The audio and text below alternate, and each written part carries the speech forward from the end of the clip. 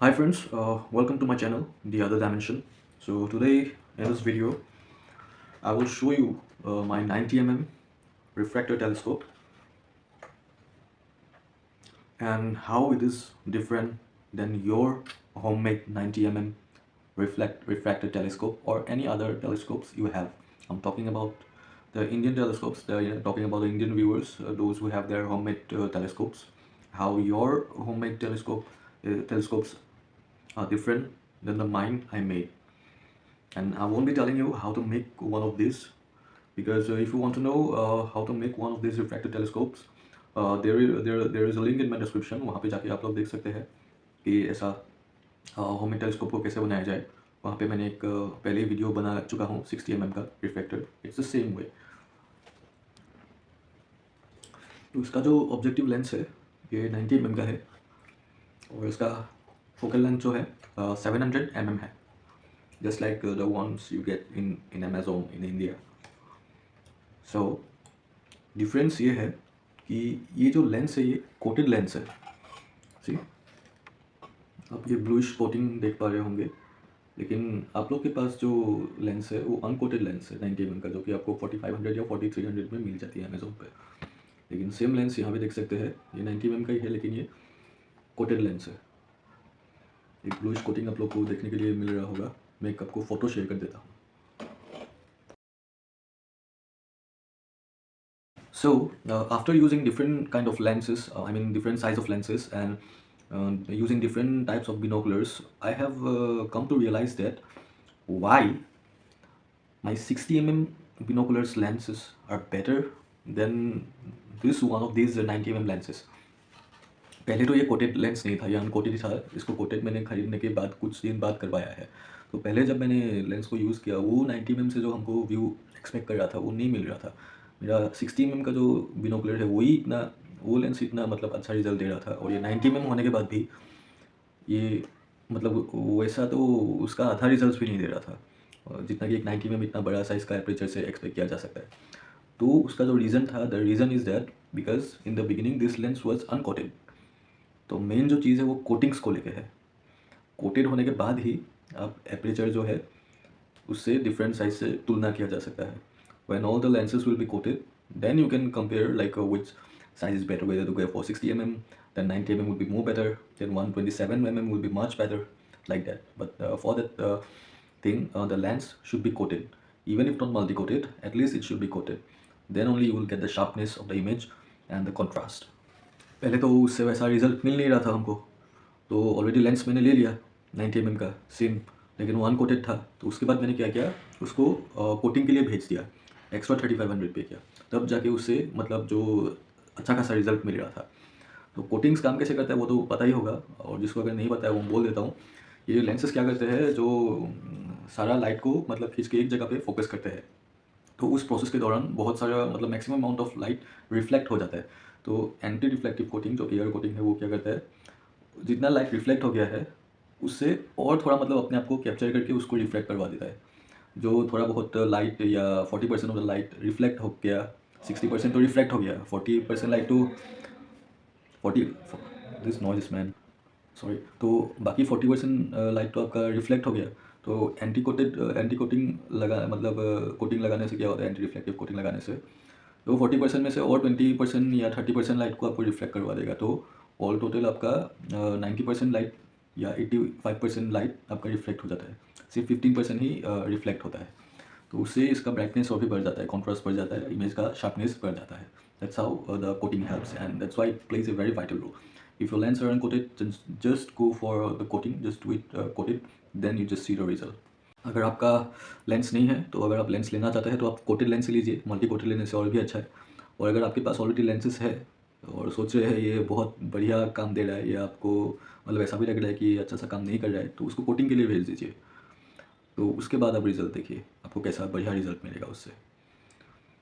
तो आईपीसीएस का तो बात है ही, लेकिन वो आईपीसीएस इतना एक्सपेंसिव आईपीसीएस यूज़ करके भी क्या फ़ायदा अगर आपका लाइट ही जो मेन लाइट है वही मतलब इस पर कम आ रहा है. एटलीस्ट ज़्यादा से ज़्यादा लाइट तो मतलब इसको रिफ्लेक्ट करवाना पड़ेगा ना, तभी अब अच्छा खासा आईपीस लेने से भी आपको थोड़ा काम में आएगा. तो दोस्तों ये वीडियो को थोड़ा बाद में ऐड किया गया है क्योंकि आज मैंने एक तो और एक अपना मॉडिफिकेशन किया यहाँ पे। पहले तो हम लोग यहाँ पे मिरर डायगोनल लगाते थे जो 400-500 का आता था। आज मैंने एक तो प्रिज्म डायगोनल ऐड कर दिया है जो कि 1500 का है। कोई भी चाइनीज़ कंपनी है, अमेज़ॉन पे चाहिए, कुछ भी चाइनीज़ कंपनी होगा, 1500 का 2000 का आप आराम से खरीद लीजिए। कोई ब्रांड देखने का ज़रूरत नहीं है, रेटिंग वेटिंग कुछ देखने का ज़रूरत नहीं है। 1500 का आपको ऐसा 45 डिग्री का प्रिज्म वाला डायगोनल मतलब आपको लेना है, मिरर वाला नहीं है, क्योंकि मिरर रहेगा तो फिर वो रिफ्लेक्शन हो गया, रिफ्रैक्शन नहीं हुआ। अब यहाँ पे प्रिज्म है जो कि कोटेड है, रिफ्रैक्शन हुआ है। ये आज लगा के देखने के बाद ऑटोमेटिकली मतलब ब्राइटनेस बढ़ गया, मतलब बहुत ही आँख में लग गया, किक दे दिया। मतलब एक आपको पिक्चर शेयर कर रहा हूँ जो कि ये लगाने के बाद मतलब मैंने लिया था। देखिए वो पिक्चर में कितना ब्राइटनेस और कॉन्ट्रास्ट है।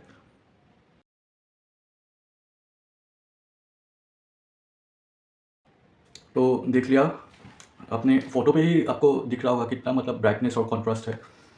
लेकिन अगर आपका लेंस अगर कोटेड नहीं है, सिर्फ ये लगाते हैं तो ब्राइटनेस बढ़ेगा, मतलब आँख में बहुत ज़्यादा लगेगा, मतलब बहुत ही रोशनी आएगा, लेकिन वो कॉन्ट्रास्ट नहीं आएगा। कॉन्ट्रास्ट के लिए आपको यहाँ पे कोटेड करवाना ही होगा ऑब्जेक्टिव लेंस को। कुछ भी कोटेड करवा लीजिए, फुल्ली कोटेड करवा लीजिए, मल्टी कोटेड होने से और भी अच्छा है। और सेकंड जो आपको वो करना है मतलब चीज़ है, वो प्रिज्म डायगोनल लगाना है 45 डिग्री का। और आईपीस तो ये नॉर्मल आईपीस ही है, ये पोलेक्स ना पुलोक्स के नाम से आता है। ये लोग बोलते हैं कि कोटेड है, लेकिन I don't think this is coated one, normal है। इससे ही मतलब मेरे को ऐसा नज़र मिल रहा था जैसे कि एक स्पॉटिंग स्कोप हो, स्पॉटिंग स्कोप जैसा मतलब नज़र आ रहा था पूरा। तो फर्स्ट तो आपका हो गया, इसको ऑब्जेक्टिव लेंस को कोटेड करवाना है अच्छा इमेज पाने के लिए, कॉन्ट्रास्ट के लिए। और ये प्रिज्म डायगोनल 45 डिग्री का लगा लीजिए, मतलब एक तो आपका अच्छा खासा ये स्पॉटिंग स्कोप बन जाएगा बहुत ही। और ये तो नॉर्मल एक आईपीसी है, प्रोसेल आईपीस। और सोचिए इसमें अगर मैं पूरा अच्छा खासा आईपीस डाल दूँ तो ये क्या से क्या बन जाएगा। तो इसका जो मतलब कैपेसिटी है, मतलब इसका जो पावर है, उसको शो करने के लिए मैंने रात में कुछ एक वीडियोस लिया है। वो वीडियोस आपसे मैं शेयर कर रहा हूँ, वो वीडियोस देख लीजिएगा। जहाँ पे पूरा फॉग है, पूरा अंधेरा है, नॉर्मल आँख से भी कुछ नहीं दिखता है, वैसा जगह पे मैंने कुछ यहाँ से फुटेज लिया है। देखिए वहाँ पे एक पहाड़ है, पूरा फॉग से ढका होगा, कुछ भी नज़र नहीं आ रहा है। और कैमरा में भी तो नज़र नहीं आ रहा है। वहाँ पे एक लाइट चमकता हुआ आप दिख रहे होंगे, वो बस लाइट ही दिख रहा था मुझे, और कुछ भी नहीं दिख रहा था क्योंकि पूरा फॉग से ढका हुआ है। और जैसा कैमरा में दिख रहा है वैसे भी इन रियलिटी मेरे को छोटा सा एक लाइट ही दिख रहा था और कुछ नहीं दिख रहा था क्योंकि पूरा फॉग से ढका है, अंधेरा है। तो स्कोप लगा के एक बार देख लेते हैं। ये देखिए, एक्चुअली में ये एक इंडियन फ्लैग है जो कि बहुत शानदार तरीके से लहरा रहा है क्योंकि हवा भी चल रही है।